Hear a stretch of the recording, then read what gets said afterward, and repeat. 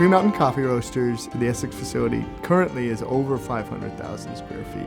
And what it does is it roasts coffee, it brings in raw ingredients, and it transforms those raw ingredients into portion packs or K-cups or View portion packs that go into our brewers. The culture that's built into this company is to transform the way that the world understands business, and that the passion with which we bring to great tasting coffee is the same passion that we bring towards energy efficiency and environmental soundness.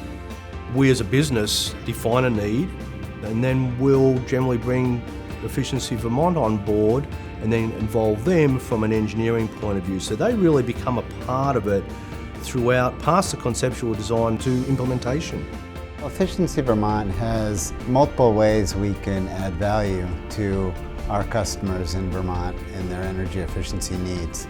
I'd have to say the best numbers have probably come from the improvements we've made on our compressed air systems. When you think about the fact that over 70% of the energy that you're actually putting into a compressor comes out in the form of heat, there's a lot to be gained from making improvements in that area. This Essex facility is really a best practices in compressed air design in the supply side, but also, more importantly, is on the demand side, really the delivery of the compressed air. They have done an outstanding job building this piece of the project. We've had some pretty significant gains from the lighting.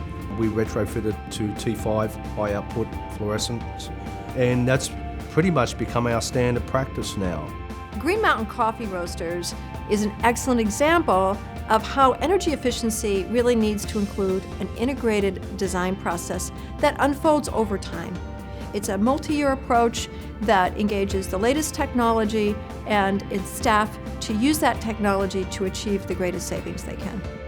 One thing that I really wanted to bring forth is the pervasiveness of the environmental mission in our culture. It is so pervasive that when you sit down with the 70 or 100 engineers that work with me, they want to discuss exactly what are we doing to be more energy efficient, to be less carbon intensive. They want to understand what the goals are. They want to understand what we're actually doing about it. We get the opportunity to do things right, and I'd like to think that on most occasions we do things right, and guess what? We're going to do things better going forward as well.